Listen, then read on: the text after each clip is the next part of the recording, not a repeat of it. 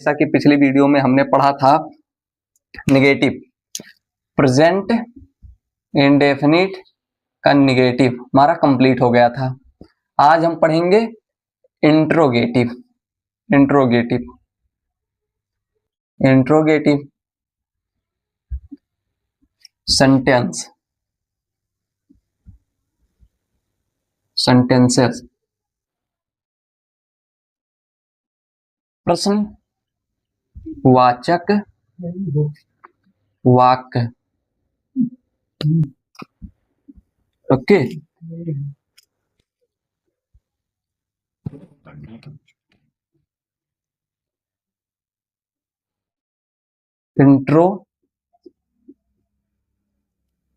Interrogative sentence, sentence definition.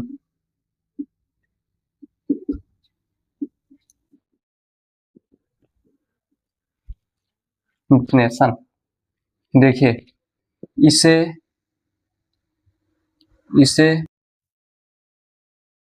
Hindi में प्रश्नवाचक वाक्य कहते हैं।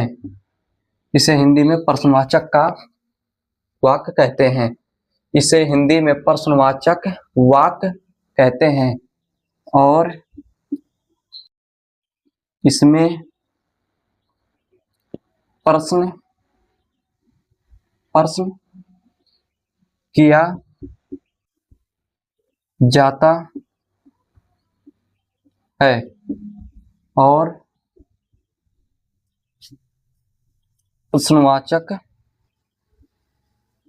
चिन्ह लगाना अनिवार्य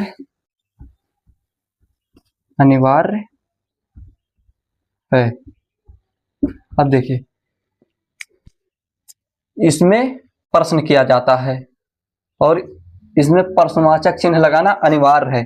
अब देखिए, प्रश्नवाचक चिन्ह क्या होता है? प्रश्नवाचक चिन्ह ये होता है। ओके, जैसे कोई प्रश्न किया जाता है, क्या तुम जा रहे हो? क्या तुम जा रहे हो? ये प्रश्नवाचक, ये लगाना अनिवार्य है। अगर आप प्रश्नवाचक चिन्ह नहीं लगाएंगे तो आपका ट्रांसलेट गलत माना जाएगा। ओके, नोट कर लीजिए इसको। इसे हिंदी में प्रश्नवाचक वाक्य कहते हैं और इसमें प्रश्न किया जाता है और प्रश्नवाचक चिन्ह लगाना अनिवार्य है। अब देखिए, ये हो गया। अब जो इंट्रोगेटिव होता है, इसमें दो तरह के क्वेश्चन बनते हैं, यानी दो तरह से ट्रांसलेट किया जाता है। आइए दोनों समझते हैं कैसे किया जाता है दोनों। पहला, जैसे क्या मैं बाजार जाता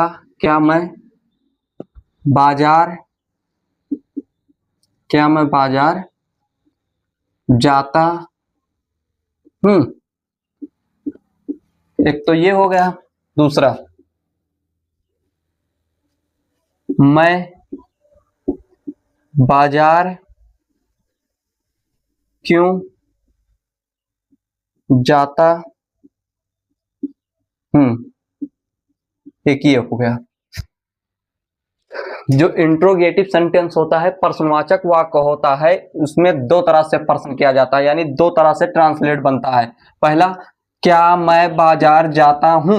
एक ये हो गया। दूसरा, मैं बाजार क्यों जाता हूं?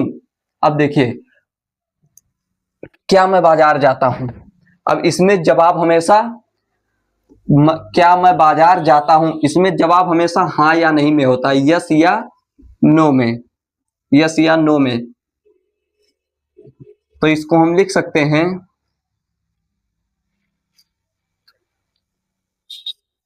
यदि वाक्य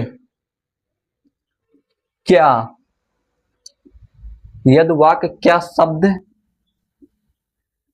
से शुरू यद वाक्य, यद वाक्य क्या शब्द से शुरू होता है, शुरू होता है, तो उत्तर हमेशा हाँ या ना में दिया जाता है, हाँ या ना में दिया जाता है। आई बात समझ में? अगर ट्रांसलेट हमारा क्या शब्द से शुरू हुआ है, तो उत्तर आंसर हमेशा यस या नो में दिया जाता है। अब देखिए, मैं बाजार क्यों जाता हूं, अब इसमें मैं बाजार क्यों जाता है, अब रीजन बताना पड़ता है कि हाँ मैं बाजार क्यों जा रहा हूं। तो मैं बाजार क्यों जाता हूं, जैसे मान लीजिए मैं सब्जी लेने जाता हूं, या मैं घूमने जाता हूं, या मैं पढ़ने जाता हूं, पढ़ने जाता हूं। तो इसमें क्या लिख सकते हैं हम,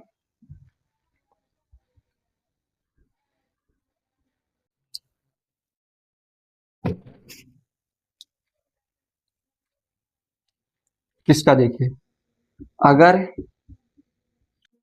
वाक्य में, वाक्य में प्रश्नवाचक, प्रश्नवाचक शब्द बीच में आता है, बीच में आता है, आता है, तो उसमें कारण बताना पड़ता है, बताना पड़ता है। आई बात समझ में? जैसे आप लोग सोचिए, क्या मैं बाजार जाता हूं, अगर आपसे कोई पूछेगा क्या तुम बाजार जाते हो, तो यस या नो में, फिर पूछेगा मैं बाजार, फिर पूछेगा जैसे यहां कर लीजिए तुम बाजार क्यों जाते हो, तो रीजन बताना पड़ेगा कि हाँ मैं बाजार इसलिए जाता हूं। बस आपको ज्यादा कुछ टेंशन नहीं लेना है, बस आप थोड़ा सा दिमाग पर जोर डालिए। जैसे पूछेगा, जैसे मैं आपसे पूछता हूं क्या मैं, क्या तुम, यहाँ तुम कर दीजिए तो आपको समझ में आएगा अच्छे से। मैं पूछता हूं आपसे कि क्या तुम बाजार जाते हो, या क्या तुम बाजार जाते हो, तो आप क्या कहेंगे, हाँ या ना, हाँ या ना में जवाब देंगे कि हाँ मैं बाजार जाता हूं, या मैं बाजार नहीं जाता हूं। दूसरा है, फिर मैं आपसे प्रश्न करूंगा तुम बाजार क्यों जाते हो, तुम बाजार क्यों जाते हो, तो आप क्या बताएंगे, मैं बाजार इसलिए जाता हूं। अब जो कारण होगा आप वो बताएंगे। तो देख लीजिए, आप नोट कर लीजिए इसको। अब देखिए, जैसे क्या तुम पतंग उड़ाते हो, ये प्रश्नवाचक लगाना अनिवार्य है, पहला हो गया। दूसरा, तुम पतंग क्यों उड़ाते हो, तुम पतंग क्यों उड़ाते हो,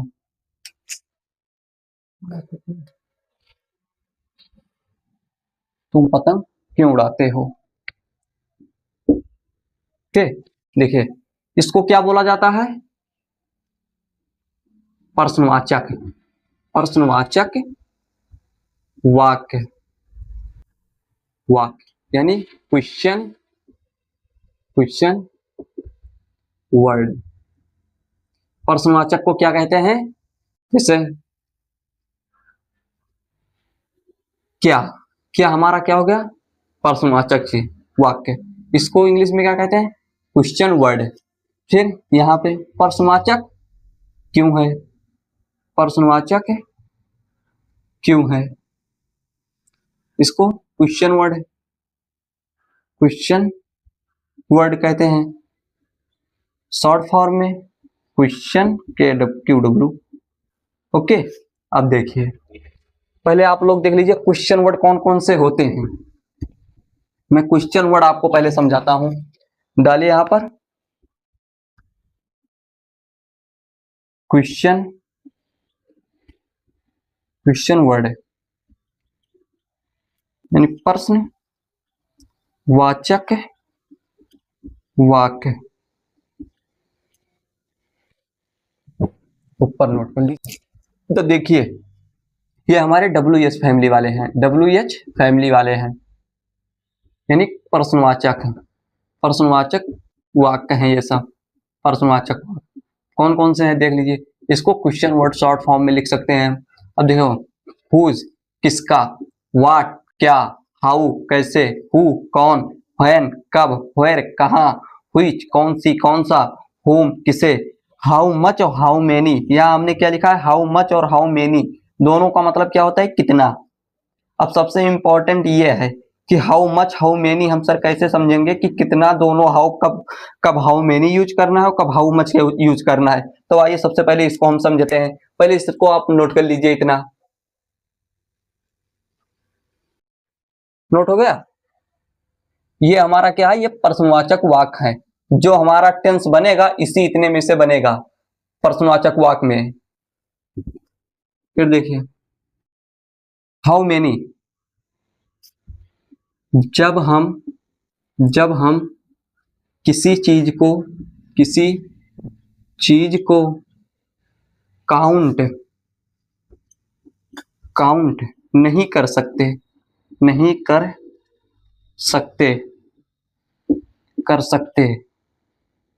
तो उसके लिए जब हम किसी चीज को काउंट नहीं कर सकते तो उसके लिए हाउ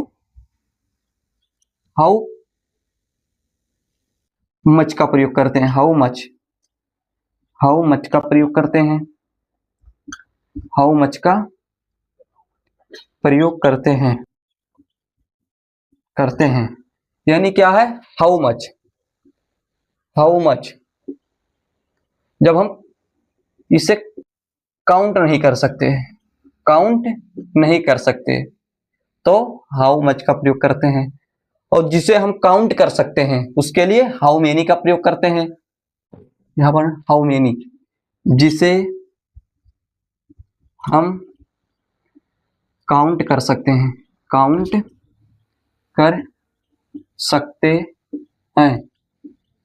तो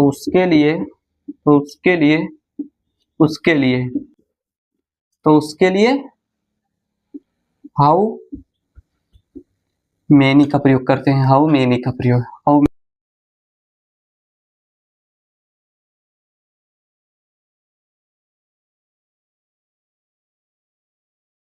करते हैं यानी हाउ मेनी इसे काउंट कर सकते हैं। आई बात समझ में। अब इसका एग्जांपल समझ लीजिए, दोनों का मैं समझा रहा हूं आपको। जैसे आपसे कह दिया जाए कि हमारे सिर में कितने बाल हैं, हमारे सिर में कितने बाल हैं, हमारे सिर में कितने बाल हैं, कितने बाल हैं, हमारे सिर में कितने बाल हैं। अब बाल को तो काउंट नहीं कर सकते हैं, बाल को हम काउंट नहीं कर सकते हैं तो इसके लिए किसका प्रयोग करेंगे, हाउ मच का यूज करेंगे। और जैसे आपसे कह दिया जाए दूसरा,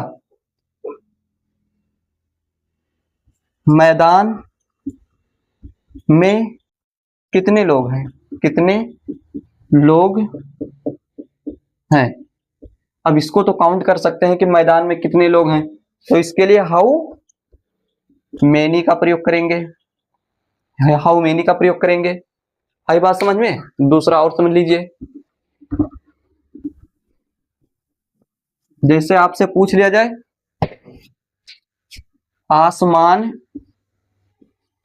आसमान में कितने तारे हैं, कितने तारे हैं, आसमान में कितने तारे हैं तो इसको काउंट नहीं कर सकते हैं।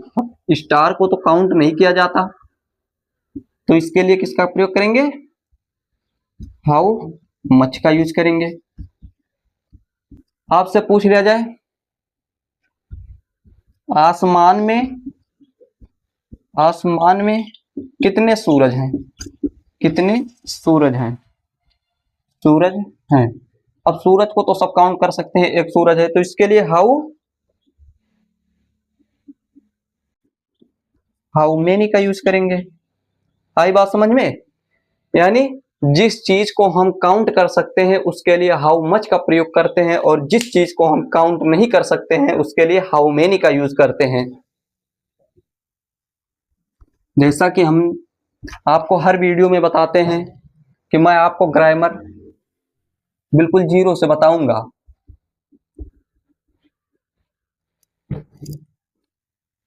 अब देखिए, जैसे हम क्या कह रहे थे, क्या तुम पतंग उड़ाते हो, क्या तुम पतंग उड़ाते हो। एक हमारा एग्जांपल ये हो गया, तुम पतंग क्यों नहीं उड़ाते, तुम पतंग क्यों उड़ाते हो, तुम पतंग क्यों उड़ाते हो। ये हो गया हमारे पास, ये दो एग्जांपल है। दोनों क्या है, प्रेजेंट इंडेफिनिट का प्रेजेंट इंडेफिनिट का इंट्रोगेटिव। ये हमारा दोनों क्या है, प्रेजेंट इंडेफिनिट का इंट्रोगेटिव। अब देखिए यहां पर क्या शुरुआत में आया है, यानी क्वेश्चन वर्ड शुरुआत में आया है, और यहाँ पे क्वेश्चन वर्ड बीच में आया है। हमने क्या बताया था कि इसमें जवाब हमेशा यस या नो में होता है, यस या नो में, और इसमें अगर क्या क्यों कैसे कब ये सब आ जाए तो इसमें डिटेल देना पड़ता है कि हाँ मैं पतंग क्यों उड़ाता हूँ, क्यों उड़ाता हूँ, मनोरंजन के लिए उड़ाता हूँ या पतंग उड़ाना मुझे अच्छा लगता है, तो इसमें रीजन बताना पड़ता है। क्या बताना पड़ता है, रीजन बताना पड़ता है। अब देखिए, अब इसको तो हम बोल सकते हैं इंट्रोगेटिव, ये हमारा क्या होगा, इंट्रोगेटिव। और इसको अगर बीच में क्या कब कैसे क्यों कहां किसका आया है तो इसके लिए हम क्या बोल सकते हैं, डबल इंट्रोगेटिव कह सकते हैं, double interrogative.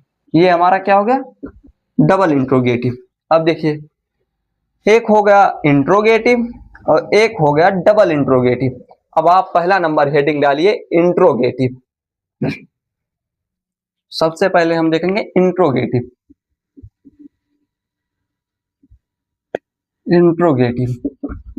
Okay, interrogative sentence.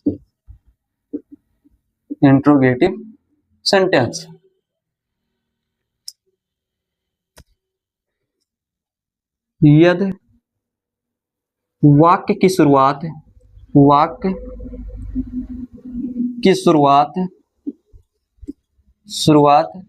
वाक्य की शुरुआत क्या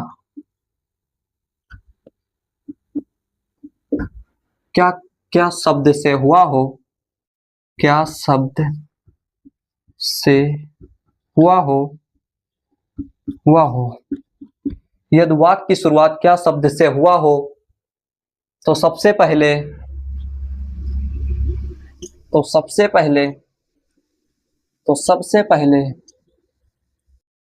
सब्जेक्ट के अनुसार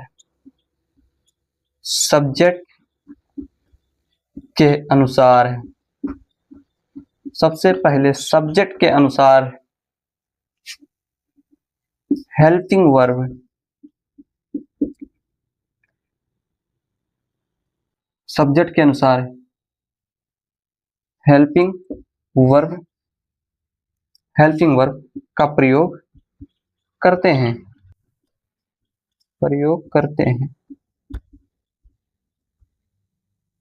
हेल्पिंग वर्ब।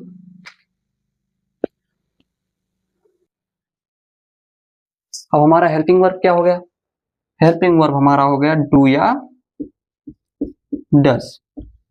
अब डू या डस का प्रयोग किसके अनुसार करेंगे, सब्जेक्ट के अनुसार करेंगे, कर्ता के अनुसार करेंगे। अगर क्या शब्द का शुरुआत पहले हुआ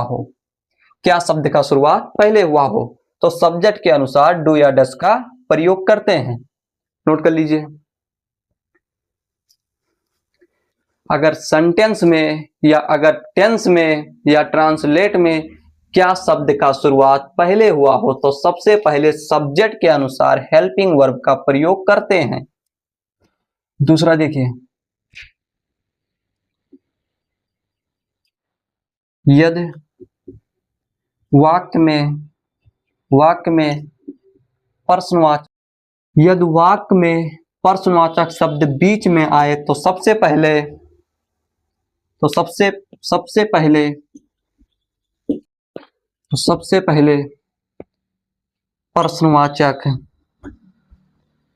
प्रश्नवाचक वाक्य की अंग्रेजी लिखते हैं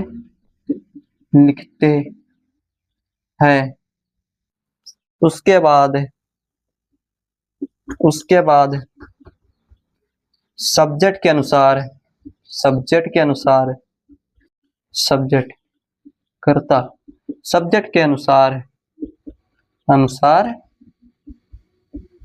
के अनुसार डू या डज का प्रयोग करते हैं।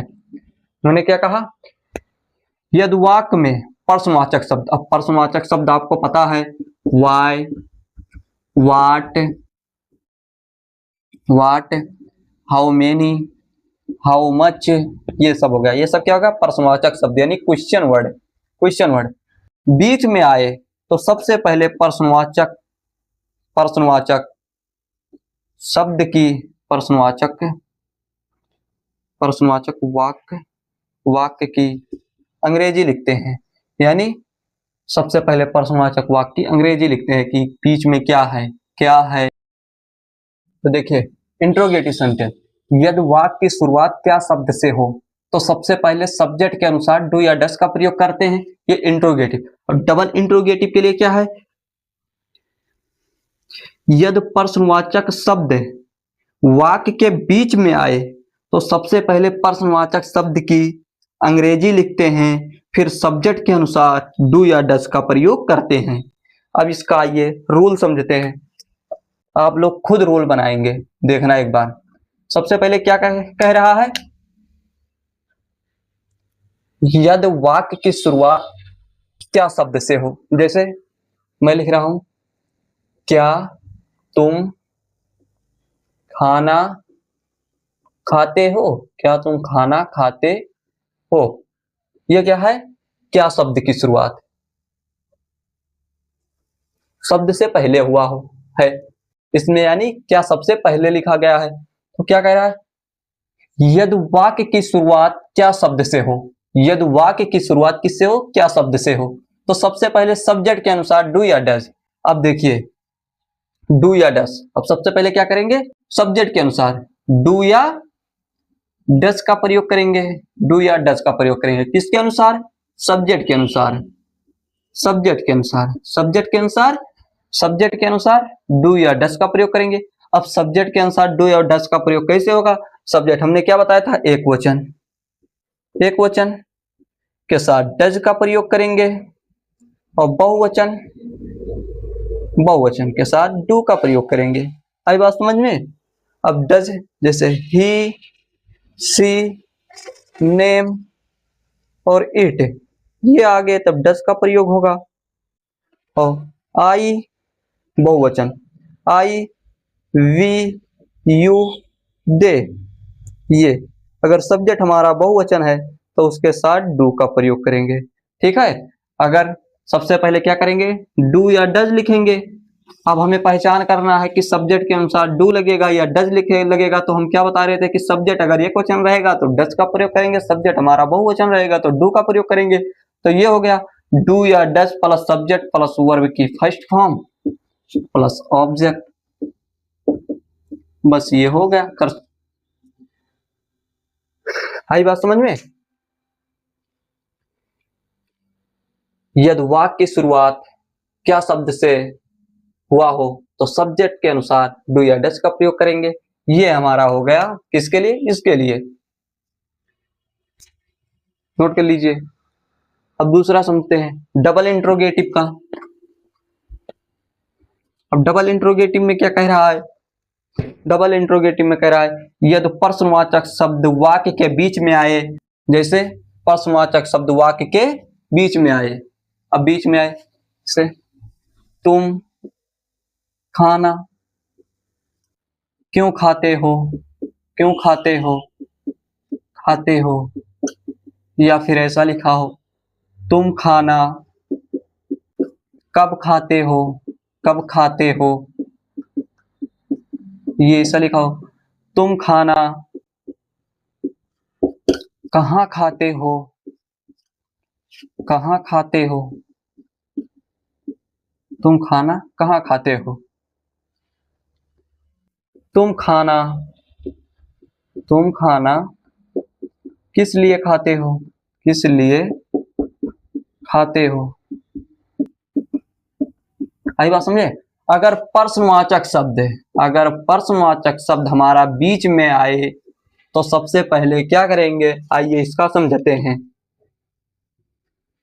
अगर प्रश्नवाचक शब्द हमारा बीच में आए तो उसके लिए क्या कहते हैं, यदि प्रश्नवाचक शब्द वाक्य के बीच में आए तो सबसे पहले प्रश्नवाचक शब्द की अंग्रेजी लिखते हैं, यानी क्वेश्चन वर्ड की अंग्रेजी लिखते हैं। सबसे पहले क्वेश्चन वर्ड की क्या लिखते हैं, अंग्रेजी लिखते हैं। फिर उसके बाद क्वेश्चन वर्ड हो गया। अब क्वेश्चन वर्ड हमारा समझाए हैं आपको, क्या, कब, कैसे, कहाँ, इसकी अंग्रेजी लिखते हैं। फिर प्रश्नवाचक शब्द की अंग्रेजी लिखते हैं, फिर सब्जेक्ट के अनुसार डू या डज का प्रयोग करते हैं। तो सब क्वेश्चन वर्ड हो गया हमारा, फिर डू या डज, डू या डज, फिर सब्जेक्ट, सब्जेक्ट प्लस वर्ब की फर्स्ट फॉर्म और प्लस ऑब्जेक्ट, ऑब्जेक्ट, फिर यह एक और रहता है अदरवाइज।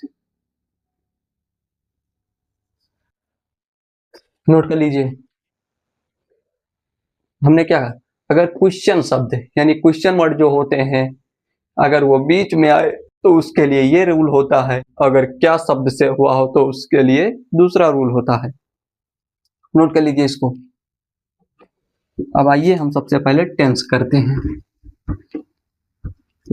ट्रांसलेट करते हैं ताकि आपको कोई कंफ्यूजन ना रह जाए।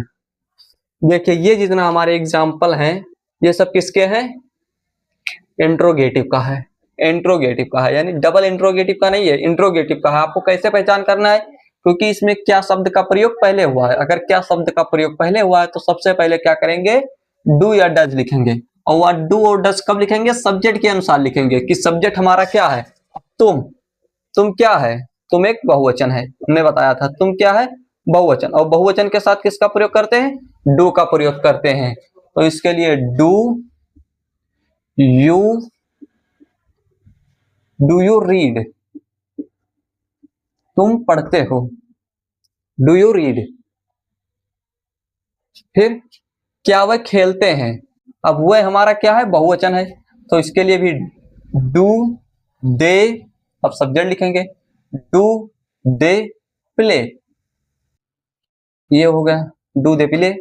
फिर क्या मैं तुम्हें जानता हूं, क्या के लिए सबसे पहले मैं देखेंगे, मैं हमारा क्या है, बहुवचन है, बहुवचन के लिए किसका यूज करेंगे, डू। तो do I know, do I know you.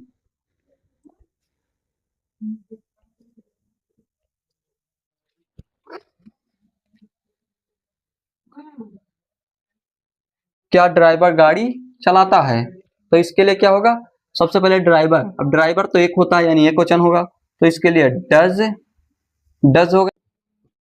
क्या ड्राइवर कार चलाता है, तो इसके लिए सबसे पहले हम सब्जेक्ट देखेंगे, सब्जेक्ट हमारा क्या है, सब्जेक्ट हमारा एक वचन है। अब एक वचन के लिए डज का प्रयोग करेंगे, तो डज द ड्राइवर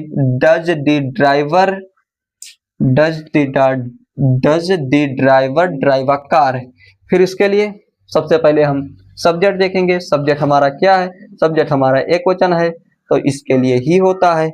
ही के लिए किसका यूज करेंगे, डज का यूज करेंगे, तो does he drive a car. आई बात समझ में? ये हो गया हमारा इंट्रोगेटिव का। अब उसके बाद हम समझ लेते हैं डबल इंट्रोगेटिव का एग्जांपल। अब देखिए ये हमारा क्या है, डबल इंट्रोगेटिव। अब हम कैसे पहचान करेंगे कि हमारा डबल इंट्रोगेटिव है? प्रश्नवाचक शब्द कहां पर आया है? प्रश्नवाचक शब्द बीच में आया है। तो अगर प्रश्नवाचक शब्द बीच में आए तो क्या होता है? वो डबल इंट्रोगेटिव होता है। अब देखिए डबल इंट्रोगेटिव को कैसे लगाते हैं। सबसे पहले क्या लिखेंगे? प्रश्नवाचक। अब प्रश्नवाचक हमारा क्या है? क्या। तो क्या का अंग्रेजी क्या होता है? व्हाट। फिर उसके बाद क्या कह रहा है? डू या डज। अब डू या डज लगाने से पहले सबसे पहले हम क्या देखेंगे? सब्जेक्ट हमारा क्या है? वाह। तो उसके लिए यानी कि वाह क्या है? एक वचन। तो एक वचन के लिए ही। तो इसके लिए व्हाट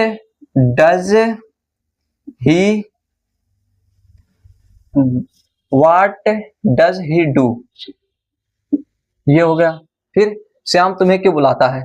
तो श्याम वाई डज श्याम